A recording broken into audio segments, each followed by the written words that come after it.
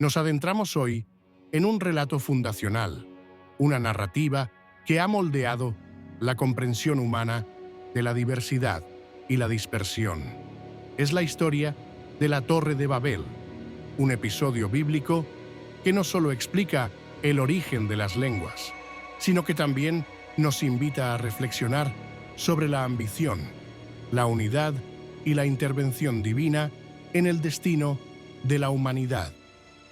Este antiguo relato, arraigado en las tradiciones semíticas, nos transporta a un tiempo primordial, cuando la faz de la tierra era muy diferente. Es un testimonio de los primeros pasos de la civilización y de las complejas relaciones entre el hombre y lo trascendente. En los albores de la historia postdiluviana, la humanidad compartía una singularidad asombrosa. Toda la humanidad hablaba una misma lengua y empleaba las mismas palabras. Esta unidad lingüística forjaba un lazo inquebrantable entre los pueblos, facilitando la comunicación y la cohesión social. Esta homogeneidad verbal representaba una era de entendimiento mutuo y cooperación sin precedentes. No existían las barreras idiomáticas que hoy conocemos, lo que permitía una interacción fluida y una identidad colectiva profundamente arraigada. Desde las tierras orientales, un grupo de hombres emprendió un viaje. Esta migración no era un simple desplazamiento, sino una búsqueda de nuevos horizontes, impulsada, quizás, por la necesidad o por la promesa de una tierra fértil. Su travesía los llevó a través de vastos paisajes, hasta que finalmente encontraron un lugar propicio para establecerse. Se asentaron en la llanura de Senaar, una región que prometía recursos y espacio para el desarrollo de una nueva civilización. Senaar, con su topografía plana y su potencial agrícola, se convirtió en el epicentro de sus aspiraciones. Allí, la comunidad comenzó a echar raíces, visualizando un futuro de prosperidad y permanencia. Con una visión compartida y una mano de obra unificada, decidieron emprender un proyecto monumental. Su primera innovación fue la fabricación de ladrillos, cocidos al fuego para asegurar su durabilidad y resistencia. Esta técnica representaba un avance tecnológico significativo para la época. Los ladrillos cocidos ofrecían una alternativa superior a los materiales de construcción naturales, permitiendo edificaciones más ambiciosas y estables. Utilizaron estos ladrillos en lugar de la piedra, el material tradicional, y emplearon asfalto como mezcla. Esta elección no solo demostraba ingenio, sino también una adaptación a los recursos disponibles en la llanura. El asfalto, un aglutinante natural, proporcionaba una cohesión excepcional a la estructura. Esta combinación de materiales revelaba una sofisticación constructiva que trascendía las prácticas comunes de su tiempo.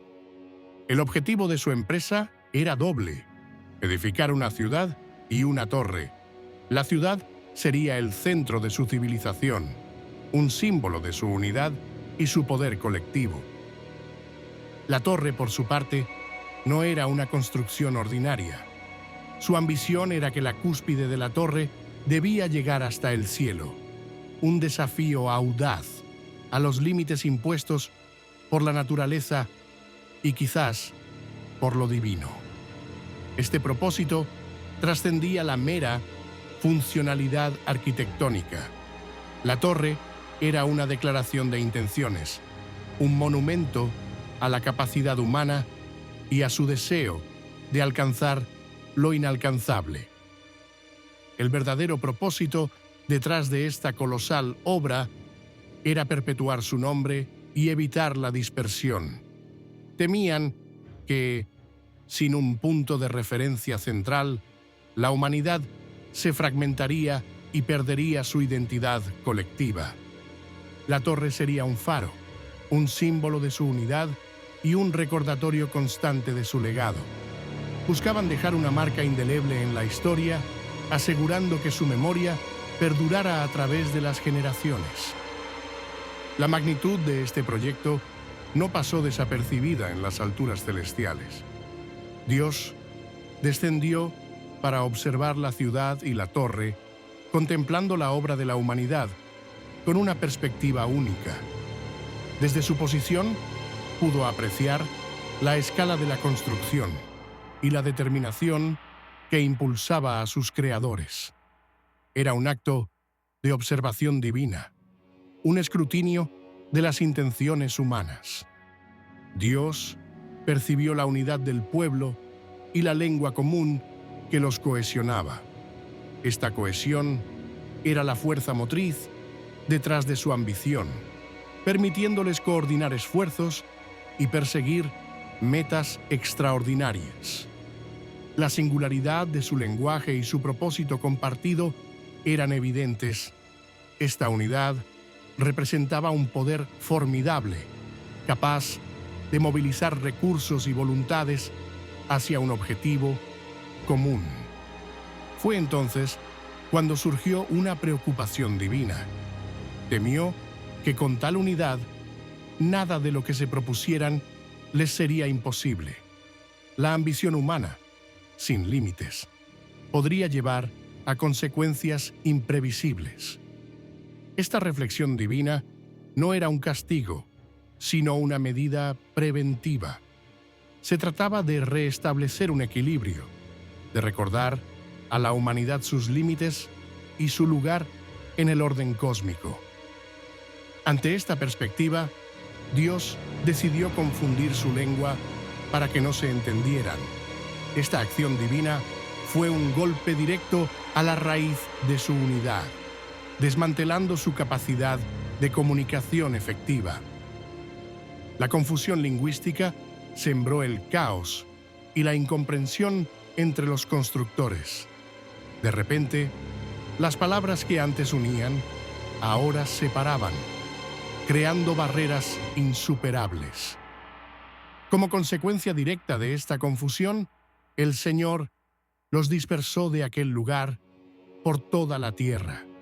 La humanidad, antes unificada, fue esparcida por los continentes, dando origen a la diversidad de pueblos y culturas. Esta dispersión forzada marcó el fin de la era de la unidad lingüística y el comienzo de una nueva etapa en la historia humana. Fue un evento transformador que redefinió el mapa demográfico del mundo. Como resultado inmediato de la incomprensión y la dispersión, abandonaron la construcción de la ciudad. El proyecto, tan ambicioso y prometedor, quedó inconcluso, un monumento a la ambición frustrada. La torre, que aspiraba a tocar el cielo, se convirtió en un símbolo de la fragmentación. Su abandono marcó el fin de una era de unidad y el inicio de la diversidad. El lugar donde se erigía esta torre fue llamado Babel. Este nombre, que significa confusión en hebreo, explica la confusión de lenguas que allí tuvo lugar, un legado etimológico de un evento trascendental. Babel se convirtió así en el arquetipo de la diversidad lingüística y cultural.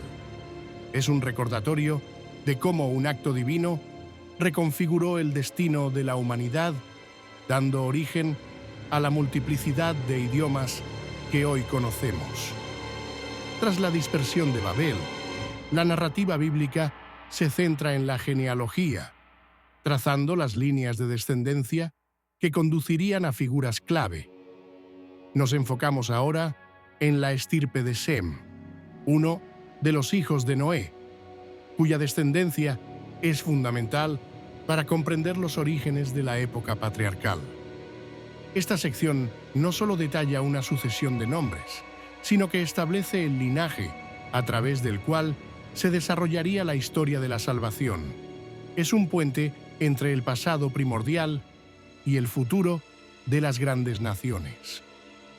Sem, una figura central en la narrativa post-diluviana, fue padre de Arphaxad a los 100 años de edad. Este nacimiento ocurrió 2 años después del diluvio, marcando el inicio de una nueva era para su descendencia. La vida de Sem se extendió por un largo período, viviendo 500 años más después del nacimiento de Arphaxad. Durante este tiempo, tuvo muchos otros hijos e hijas, contribuyendo significativamente a la repoblación de la tierra. La línea genealógica de Sem es meticulosamente registrada, mostrando la continuidad de la promesa divina. A través de Arphaxad, la descendencia se ramifica, asegurando la preservación de un linaje específico. De Arphaxad nació Selash y de Selah, Eber. Eber es una figura de particular importancia, ya que de él se cree que descienden los hebreos, dando nombre a un pueblo y a una lengua.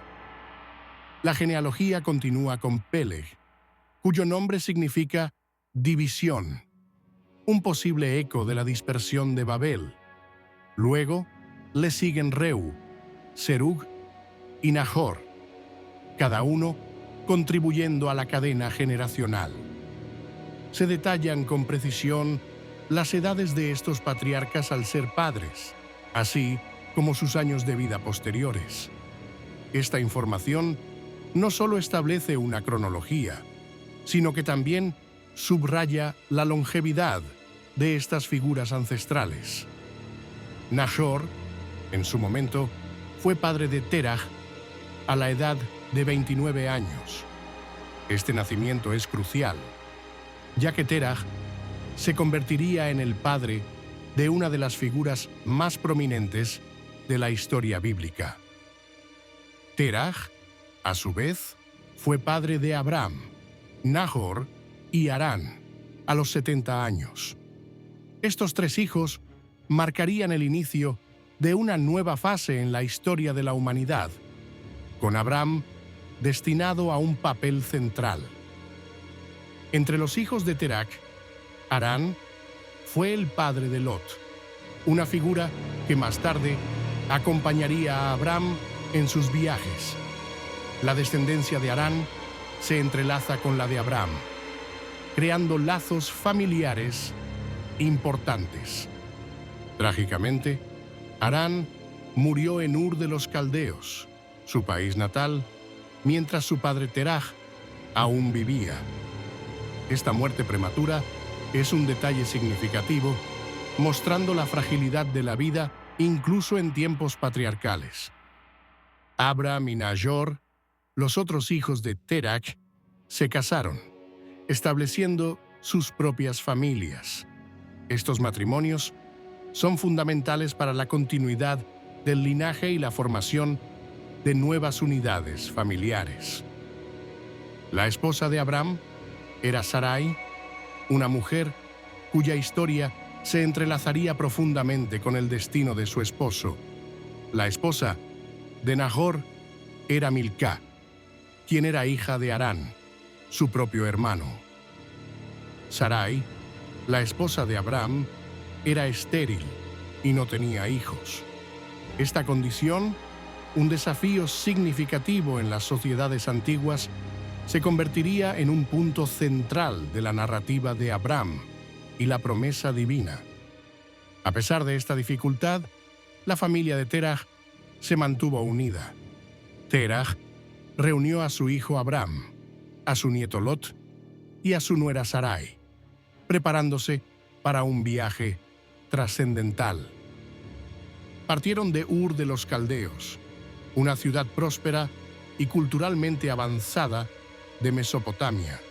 Su destino inicial era Canaán, una tierra prometida que representaba un nuevo comienzo. Sin embargo, Su viaje tomó un desvío. Se establecieron en Harán, una ciudad ubicada en el norte de Mesopotamia, en lugar de continuar directamente a Canaán. Este asentamiento temporal tendría implicaciones importantes. En Harán, la familia de Terah encontró un nuevo hogar, aunque no era su destino final. Este lugar se convirtió en un punto de transición, un espacio para la reflexión y la preparación.